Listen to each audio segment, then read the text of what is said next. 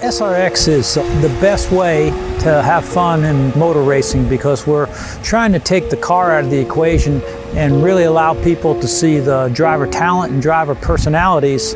We've worked really hard to make sure this car is good but not great anywhere, and it doesn't really suit any of the drivers. This is about athletes, it's about sports, it's about that competition. We're going to run on paved ovals, we're going to run on dirt ovals, we're going to run on road courses. We want to find out who the best driver is.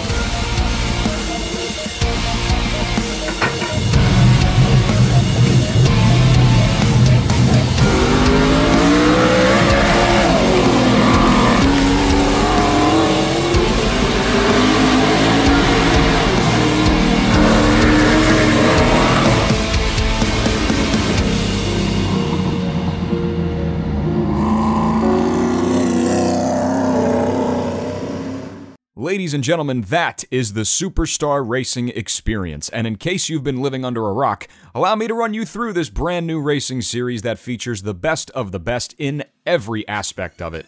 Tony Stewart and Ray Evernham, both three-time NASCAR champions, they both have teamed up to bring grassroots short-track racing back to the forefront of American motorsports.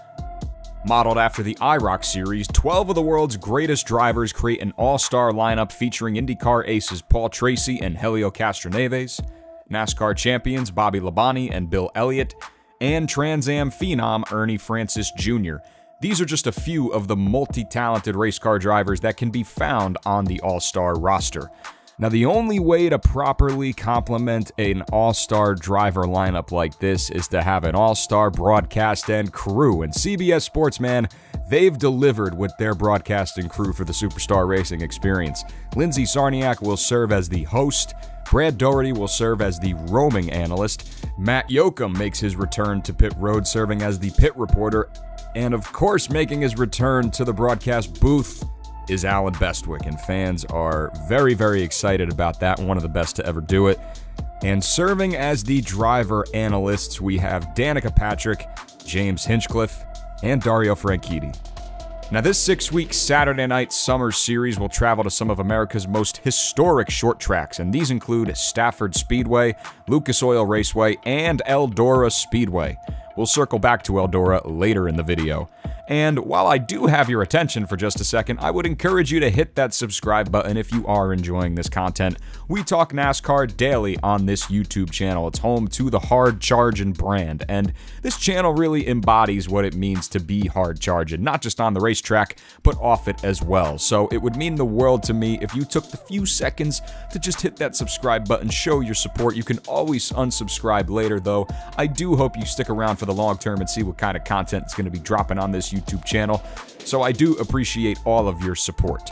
But enough of that, now let's get into the meat of what we're talking about here today. I want to take this conversation just a little further because everything on paper for SRX, it looks absolutely fantastic, and one of the most important aspects of this immediate response is that it's a series for the fans. And I just don't mean that it's a series that fans will enjoy from an entertainment standpoint. But it's a series for the fans in the sense where the fans are an active part of the development process. Ray Evernham and the social media team for SRX have done a phenomenal job at engaging with their fans on their various platforms. And this series is in a unique position, being that it is brand spanking new, so they really do have the flexibility and the opportunity to do so to really seek input from their followers on decisions that are being made. Now, my mind immediately goes back to one of the first renderings of the car that was developed by Evernham. Evernham even went as far as removing the original splitter that was on one of the original renderings of the car, possibly due to the negative reception that it could have received from fans on social media. So this in itself, this action, has got to be a breath of fresh air for a lot of motorsports fans, NASCAR fans, especially with all of the drastic changes that NASCAR has made over the past decade. And that's where things get even more interesting, because SRX is everything that NASCAR is not at the moment. While NASCAR is progressing into this new era for the sport, SRX is preserving old school, grassroots racing that will continue to be unappreciated as time goes on. And this is really apparent in the direction that NASCAR is going. So, how does NASCAR fit into all of this? Well, as I mentioned, the sport has entered a new era, an era that has seen many changes that some may argue favor entertainment over the actual on-track product. Take the aero package, for example. NASCAR first introduced the 550 horsepower package on mile-and-a-half tracks back in 2018 in order to really pull the cars closer together, and this now placed more of an emphasis on the aerodynamics of the car rather than what the driver was doing in the driver's seat of the car. So now at tracks like Atlanta Motor Speedway, Texas Motor Speedway, and Kansas Speedway, drivers really don't have to work the throttle much because of the reduced horsepower. Foot to the floor and nothing more, right? Well, maybe not to that extent, but anyway, while the intent was to create racing that did mimic what you would see on a superspeedway, this package for the most part is extremely underwhelming. And in reality, we really only get about 20, maybe even 25 good laps before drivers can pass each other because of the implications of dirty air, and we've seen this time and time again. But I gotta say, with all of the negative press that this aero package does get, I cannot deny that it has produced incredible racing to start 2021. It has. But there is still something about this package, I will never come to terms with it, that just to me just depletes the authenticity of what traditional NASCAR racing is all about. It seems too tampered. Well, enter the Superstar Racing Experience. Being a short track series, these engines feature a whopping 675 horsepower and 396 cubic inches. It's going to be all about the driver and not the aerodynamics. I mean, the website for the Superstar Racing Experience says it best. They are, quote, hell-bent on recapturing the glory days of racing and getting this back on track. Interesting language used there. But we also see this in the changes that NASCAR has made to its schedule, and granted, NASCAR has introduced a number of amazing additions to the 2021 schedule. Circuit of the Americas, 2 races at Darlington, and a push to get NASCAR back to the Nashville Fairgrounds and possibly even North Wilkesboro. It's definitely encouraging, and fans should be thankful, and NASCAR has done everything in their power to really shake up their schedule. But I have to circle back to the Bristol Dirt Race, because even after the success of the Bristol Dirt Race, I do just have to address the idea, because this in itself is a clear example of prioritizing entertainment over the on-track product. Remember our old friend Eldora Speedway? Let's bring him back into the conversation. So back in November, it was announced that the Camping World Truck Series would not be returning to Eldora Speedway in 2021 for its Eldora Dirt Derby. This came right around the time that SRX was confirmed to race at Eldora in the summer. And being that Tony Stewart owns Eldora Speedway, we inferred that SRX would obviously race there, right? It was just the timing of these announcements that I think compelled a lot of people to speculate. Maybe there was some tension between NASCAR and the idea of SRX, and NASCAR wanted to pull out of it. I mean, why would NASCAR want to walk away from a 7-year partnership that built a spectacle for the Truck Series? The Eldora Dirt Derby became one of the best races of the year across all 3 national series. Well, in an interview with The Athletic, Stewart was quick to deny these rumors, and instead it was actually Stewart himself who did not renew Eldora's contract with NASCAR, not because of SRX, but because of the decision to run dirt on Bristol Motor Speedway.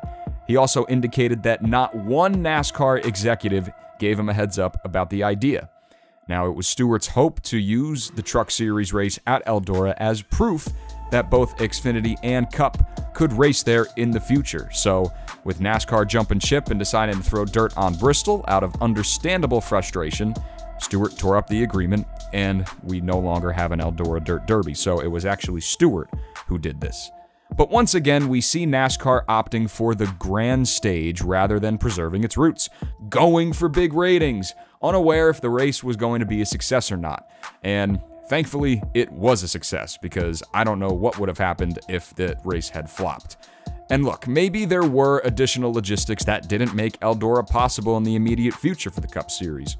All I'm saying is the idea in itself to throw dirt on Bristol is entertainment over sport.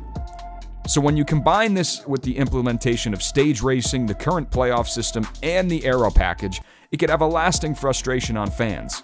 2022 and beyond are going to be extremely important for the sport of NASCAR, and there's so much opportunity to bring NASCAR back into the conversation as one of the most popular sports in North America. Racing in itself should be entertaining, and we shouldn't have to be forcing ourselves to tamper with its authenticity. That's all. I now want to circle back to the idea of there being tension between NASCAR and SRX. And now, while the series is not going to even come close to producing NASCAR numbers in its beginning stages, NASCAR is definitely wary about the idea. Tony Stewart's even said that NASCAR expressed frustration about this series in their initial conversations, but they had seemed to have eased up. But that's the key word, seemed. In an interview with Jenna Fryer of the Associated Press, Stewart reportedly inquired about running the 2021 Busch Clash, but no one from NASCAR answered his phone calls. Now, based on the NASCAR rulebook, Stewart would not be eligible to run the Clash anyway, but I'm sure it would have been nice to have been given a heads up about it. But I guess Tony's just kept out of the loop of things quite often, as we have seen throughout. So, does NASCAR feel threatened by the Superstar Racing experience? In its defense, I'm sure the launch of a brand new racing series caught NASCAR off guard a bit. But as I've said, this racing series is not going to even come close to competing with NASCAR in terms of ratings in its beginning stages. I mean, this thing could blow up and become extremely popular over the next 5 years, but right now we got this summer, and that's all we've got so far. But just to start with everything that has been announced and with all of the drivers and the faces of this series, it's really hitting the ground running. And who knows, maybe there could be a lot of opportunity that comes from this for NASCAR. Maybe it will encourage more crossovers between open wheel and stock car racers. Maybe this is the path for bringing motorsports, most notably NASCAR, on CBS. With all this in consideration, I want you to weigh in on the topic in the comments section. Be sure to leave a like on this video and subscribe to this channel for more NASCAR content. Thank you guys so much for watching. Keep your foot to the floor, leave the BS out the door, and I'll catch you in the next one.